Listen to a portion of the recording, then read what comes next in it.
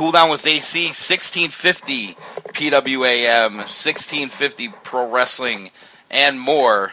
And lucky tonight we have a special guest with us, first time ever on the 1650 airwaves. Kastriot Xhema, Bellator fighter.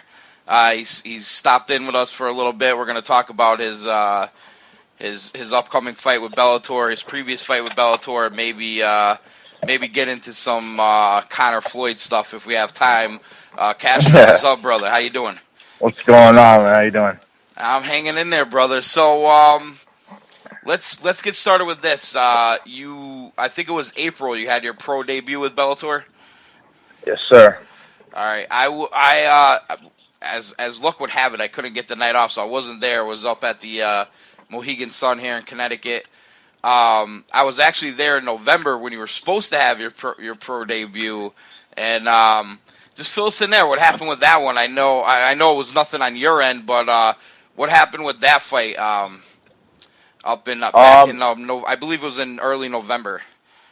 Yeah, I mean, I guess he failed to complete all his medicals, but I mean, I don't know if you curse, but he's a stone cold pussy for that. You know, it's like these are things that, you know, as a fighter, you know you have to get done. Right. You know what I mean? Like, to come fight night, you know, go through weigh-ins and all that stuff. It's just crazy. Yeah, that's tough when you do all your stuff like a pro, you're ready to fight, and then you find out last minute. I don't remember the guy's name. We don't even need to bring it up, but we have a mutual friend that also fought that night who he kind of filled me in saying that too about the guy you were gonna fight. But you know, let's talk about this. How was it to have your pro MMA debut for Bellator? You know, it's a top organization. You're at Mohegan Sun, 10,000 people. What was that like for you?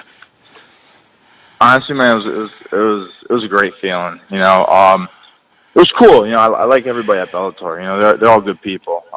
They show me nothing but respect. You know, so it was a good time, dude. You know, I'm from Connecticut. It was in Mohegan. It was just great. You know. Yeah, I'm guessing from I did watch the fight. I caught a clip on the internet of it. So I'm guessing from what we saw there, that's your style to kind of get in there and bang. Yeah. You know, a couple weeks before that fight, I totaled my car in a 3-car pileup, and I messed up my right hand pretty bad. So you know, I really even throwing light jabs it would kill. So I really couldn't do much. But you know, that's what I like to do. I like to make it exciting. I like to give people, you know, a nice show. You know, everybody wants to see the blood. They want to see knockouts, and yeah, I'll definitely bring that. That's true, man. That's people love that kind of fighting. That's why I know Justin Gaethje just debuted for UFC, and everybody's going crazy about that. He's, you know, that type of fighter. Coming up here now, you got a fight coming up. Was it August 25th, I believe, at Turning Stone, upstate New York. Did they give you an opponent yet? Do you know how it is, or are you still waiting to find out? Yeah. So originally I was supposed to, I guess, fight some guy, Joey Davis. I guess he was some, you know, really good wrestler. You know, I even told him I'll do a catchweight. You know, he said he wanted to do it 175, and all of a sudden I don't know what happened. They just gave me another name, so I'm fighting this guy, Tom Regal. You know, I don't really know much about him, nor do I really care about him. You know, I'm gonna just go in there and, you know, do my thing. Right. So kind of preparation is just do what you're best at, and that's gonna take you home. Yeah, I don't pay attention to like the videos or anything like that. You know, my team, they could do that. You know, they could do all that. You know, I just see it as like, you know, the way he fought that guy is not the way he's gonna fight me. You know, my pressure's gonna be different. I'm gonna be way more explosive. I'm just saying in general. You know, no guy fights the same. So it's like you always got to kind of you know, feel your opponent out, and that's how I go based off everything. You know, it's like it's like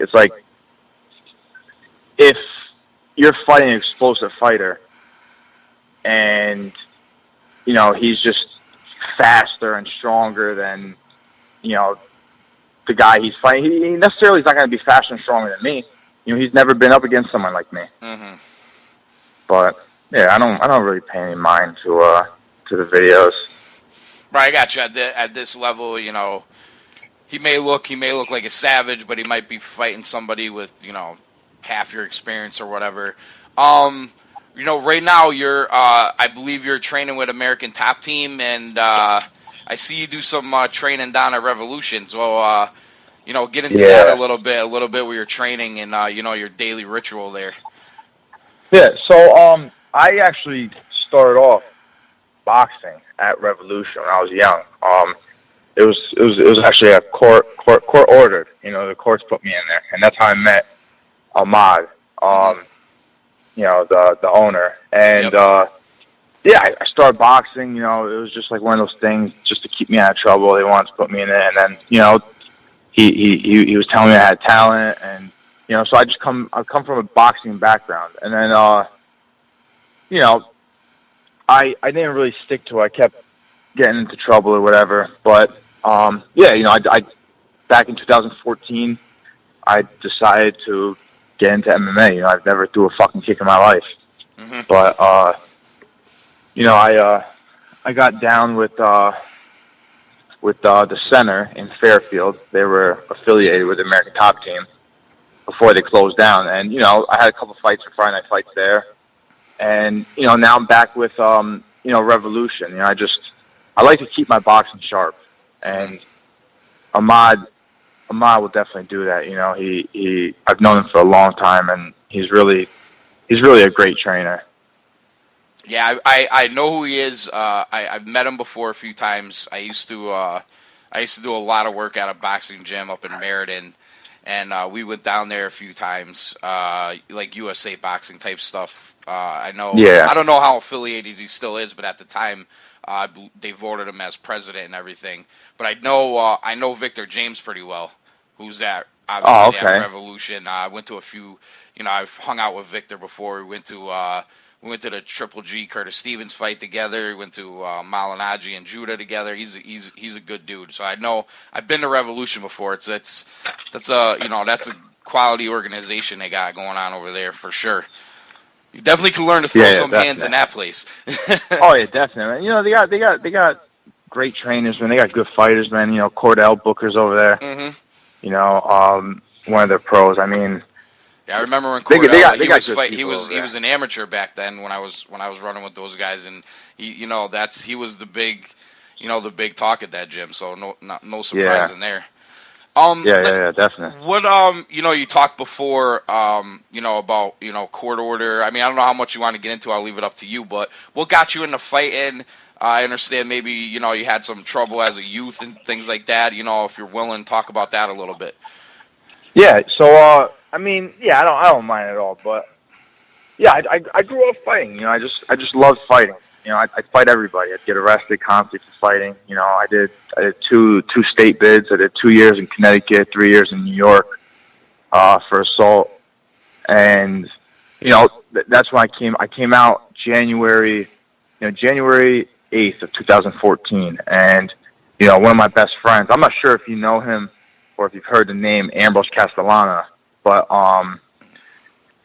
he got me, really into MMA. He used to train at the center in Fairfield, and that's really how it all started. When I was locked up, I'd always be on the phone with him, and we'd talk about it. And he'd always say, when you get out, you got to do it. And then I started talking to my family about it, and they were all like, you might as well. That's all you've done your whole life.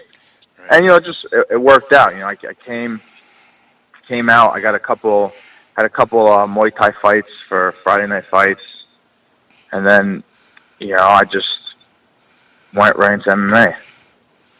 So I would say natural fighter, but let's keep it controlled. In the pro sense now, where you're not getting yourself into trouble. Now we're doing it. you're doing something that's natural to you, but just in a different way. Now, it's a nice story even for kids to hear, maybe there's a kid out there, 12, 13 years old, that just like you are, maybe he hears that and says, oh, you know what? Maybe it's better for joining a gym than fighting in the street. You know what I mean? Oh yeah, definitely. I mean, listen, if I could just change one kid's mentality, man, that's fine with me. It's like I go to my local high school and middle schools and alternative schools. I talk to them whenever I can. But yeah, I mean, listen, I've been there, I've done it. I understand, everything these young kids go through. So, if I could just at least change one of them, it's a pretty good feeling. Oh, there you go, man. Listen, you're a young guy, bright future. It's cool. It's everybody loves those kind of redemption stories. So that's awesome stuff. While I still have you here, for a few minutes, I'm very interested in this fight with Conor and Floyd. Obviously, it's the talk of everything sports, especially after last week with all the press conferences, or that's what they call them. I don't know if you call them that, but yeah, whatever they were doing all over the country and in other countries and everything they were doing last week, I watched it all. I love both sports on their own. I've been watching boxing since I was a kid. I've been watching MMA since before it was, when they used to have those stupid tournaments they used to have. But it's such an interesting fight, and I hear so many different perspectives. The boxing side of it just seems to be like, how dare you say a non-boxer could be in our world and this and that. As a pro fighter, a guy who's trained in boxing, guys who trained in MMA, I'm sure you've watched both guys fight countless times. What are your thoughts on it? How do you see it going down? Honestly, man, Conor's gonna fucking KO him. Dude, this guy, he ain't fucking stupid. I mean, listen, he's a smart guy. He got the big payday, and he doesn't go into a fight. He'll fight anybody at the end of the day, but he doesn't go into a fight unless he knows for a fact what he could do. I mean, there's a reason why he calls rounds. Mm-hmm. There's a reason why he says you got to have size, you got to have reach, or something on it. Mm-hmm. It's like everything this guy has said, he's done. Yeah, he slipped up once with Nate, and honestly, I was going for Diaz both fights, but he slipped up that first time, and he came back and he did his thing. I mean, he dropped Diaz like 3 times, and you don't see that happen too often. No. But he's got power. I don't know, man. I think that the age is going to play a factor. I think whether Floyd wants to admit it or not, I think Conor's fans are going to play a factor for Floyd and for Conor. They're going to motivate him even more. Mm-hmm. Conor's this guy. People are talking about he's going to throw the fight. It's just for the money. I don't see him ever doing that. I couldn't see either one doing that. Conor's the type of guy that loves breaking records. He wanted 2 belts. He dreamed of it, and he got it. I see him doing, the quote unquote impossible and beating Floyd. I mean, it's not a crazy take. I mean, the boxing world's going to tell you it's crazy. They're never going to touch our guy. I mean, you had guys like Max Kellerman say he's never going to land a punch, which is insane. Yeah, that guy's a fucking dumbass. I hate that guy. I swear to God, I just want to slap the shit out of him. He's so annoying. Like, it kills me that these guys say that because, dude, Conor has knocked guys out clipping them. It's like this guy generates a lot of power in his punches. It's like, and he's not. Look at his bone structure. It's like the bone structure tells that like he's so much bigger than Floyd. He can take more than Floyd. He can give more than Floyd. It's like, I don't know, man. They're probably just talking out of their ass just to hype up the fight. Right. In reality, I think Conor's going to finish him and probably do it quick. It's there's a lot of interesting takes out there. The ones that are so one-sided like that, I just kind of like pay it no mind. Yeah. I've heard Malinagi's take on it, and he hasn't gone really too pro one side or the other. He's been kind of down the middle. I know he's going to be sparring and working with Floyd's camp, so it'll be interesting to listen to him in the next few weeks, see how what he takes after sparring with Conor. But I mean, I could see it from both sides, but the thing that gets me with this fight is there, sometimes in athletics and in this world, there's just like special people that are meant to do something, and you can make that case out of both of them, but it almost seems like it's just like Conor's time, like he's meant to be like that guy, and in some way, shape, or form, he's just gonna find a way to like just land that one shot that nobody thinks he could land, and it's gonna make all the difference in a fight. I mean, we've seen it when with other than Diaz, you got Aldo, you have Mendez, we've seen it recently with Eddie Alvarez. Every he's guy getting better and better, man. Yeah, better and better. I mean, Eddie Alvarez, people, if you just saw him fight Conor, you would think he's a bum. That dude's a serious fighter, and he dominated that guy. There's just something really special about Conor, and it's almost like he's the younger guy, he's the up and coming guy. He's really the guy carrying the hype train right now. I just think he's that special guy that I haven't made a decision which way I'm going to go yet, but it's just hard for me to pick against him. Yeah, I mean, listen, what's that guy's name that said he sparred Conor, the boxer? It was one of the Rios guys. I forget. It wasn't Brandon Rios. It was somebody else. The one who said he knocked him down. Actually, his timeline was ridiculous because Conor didn't even train in the U.S. yet. He was training in Ireland. He flew back, did the press tour, and then wasn't back from London until like sometime on Sunday or something. I mean, yeah, I didn't see any video. I don't know if that's true or not. Regardless, there was no video. Listen, I just know this, man. Like, even when you're sparring, I don't spar people fucking hard. You know what I mean? Because people get hurt. I don't know how these guys are sparring, but you can't base a fucking fight off sparring. I mean, just all you gotta do is look at this fucking highlight reel. This guy fucking KOs people. You know what I mean? Like, I don't know, man. I don't know. These guys are crazy. Listen, I grew up boxing. I love fucking boxing. I would never talk shit about boxing, but I just think that MMA fighters were mentally tougher. We put our bodies through a whole lot of shit. It's like we can take a lot more pain, and we can change the fight into a fucking brawl if we want to. And then also, you got a guy like Conor who, how is Floyd going to react to his karate style, his footwork? Yeah, when he fights long and he kind of has his arms out there and he's got kind of like that long stance. He's taller and he's longer than Floyd. And we've seen Conor with, faster guys like Jose Aldo. And, they still get tagged. I mean, it's just his timing, his accuracy. It's great. I mean, I don't know, man. Listen, like I said, I think it's going to be a good fight either way. I personally hope, and I don't even hope, I know Conor's going to win. I know he's going to win. But, I mean, I'm kind of with you. Ain't a pushover. I think people that if they get the fight are going to be pleasantly surprised that this is not going to be Mayweather-Pacquiao. I think Conor's pride wouldn't let it be that fight. And yeah, no, Conor definitely wouldn't. And on top of that, man, another thing, everybody's talking about Conor gassing. He's not going to gas in boxing. He's not going to. I laugh at that. Dude, you take away the wrestling, just the clinching and all that other shit, man. The kicking.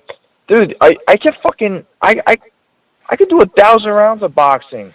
And I do like fucking 5-minute rounds of just MMA. It's like I'm fucking dead.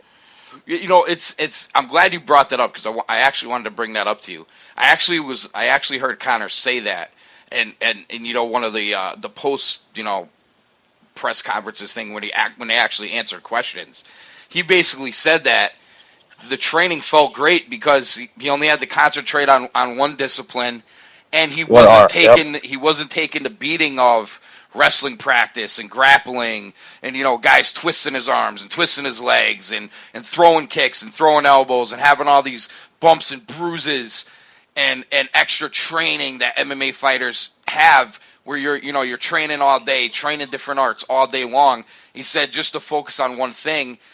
He didn't go as far to say as the training was easier. I don't think he used that word, but he basically said was on his body it was easier, where you're not taking all that wear and tear in training.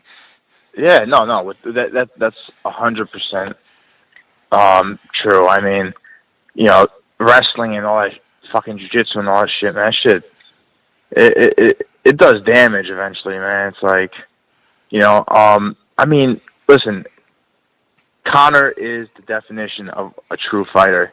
He's never once backed down from anybody.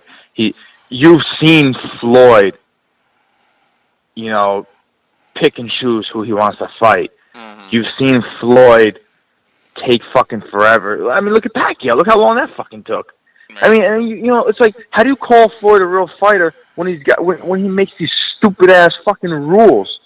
You know, like these you know, with the gloves and right. what size gloves and, you know, all this shit. It's like I just don't get. I mean, listen, that right there shows a difference in mentality. You know, who's going to be hungrier? Right. I laugh when, you know, Conor's getting on him about that, you know, the glove thing, and he's like, I'll fight you with 4-ounce gloves, and it's like, come on, dude. Yeah. We know you're full of shit, bro. There's no way there's no way you're fighting him with anything other than, I'm surprised it isn't 12-ounce gloves, to be honest with you. He probably wanted 16. You know, so that stuff kind of makes you laugh. Now, do you think that Conor being you know, maybe even better at trash talking than Floyd, where Floyd's never dealt with that before. Do you think there's a chance that Conor could got in his head a little bit, or vice versa? Oh yeah, he definitely did. He definitely did. Yeah. Listen, I'll give Floyd credit. He's good at covering it up, but that shit's fucking eating him alive. I know it is, and you know, I think the number one thing is, man, like, Conor thrives off the energy from everybody, and that's gonna play a huge factor. You know, listen, I don't got nowhere near a fan base like Conor, but you know, in Connecticut and in my fight in Mohegan, I mean, all the people I had a couple hundred people there. That, let alone, you know, fucking amped me up. You know, it's like, so you could only imagine Conor's like on just a different fucking level. Like, what they say, like 5,000 people flew in from Ireland. Like, it's crazy. Yeah, it's fucking crazy. That was just in London. So, you know, that's gonna really, you know, I know it's gonna play a factor in Conor's favor. And I know, you know, Chad Mendes said it. He said, I wish the U.S. had fans like these people. I mean, it got to him, you know, it gets to everybody. I know it got Jose Aldo. It'll get Floyd too. Oh, he was deep in Aldo's head. I mean, he had Aldo way off his game. And you know, the thing is, it's almost like it's kind of a perfect storm for him in the sense where, you know, and I'm sure the pressure is immense when you have an entire country that's counting on you. Well, you know, in the U.S., you got football, you got basketball, you got baseball. You have all these stars and all this stuff, and you have a certain pockets of people that are fan base for you. But I think people are starting to realize, like, this dude has a country behind him. You know what I mean? And more than a fucking country, man. And people that, you know, are of that descent that just are just loyal, rabid fans. And I honestly think Toronto was most telling, because I personally think Dana kind of pulled a fast one there, because I know he pushed to go to Toronto on that tour. And I'm not so sure Showtime and Floyd knew what they were getting into, going into pretty much the MMA capital of the world. And I think Toronto, they were like, holy shit.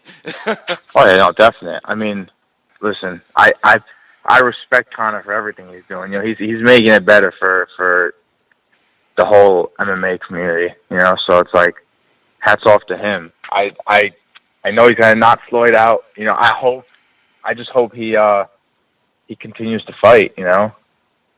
Yeah, I mean, it sounds, everything you hear, it sounds like now with the McGregor Sports and Entertainment, that he wants, be involved in promoting his own fights a little bit.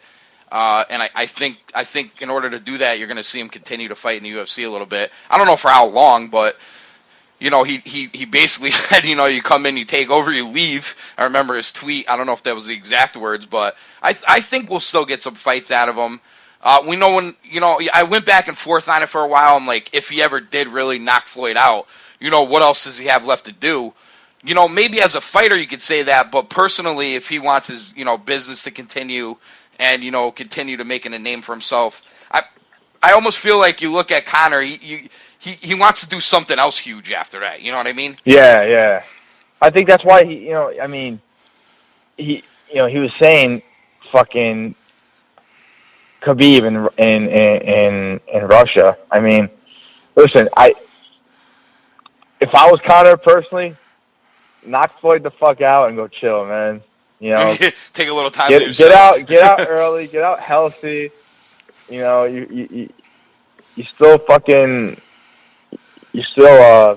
have like all your brain cells, but I mean, I don't know. What else you gonna have Conor do? Go up to 170 and like KO fucking Woodley or something? I mean, I don't know.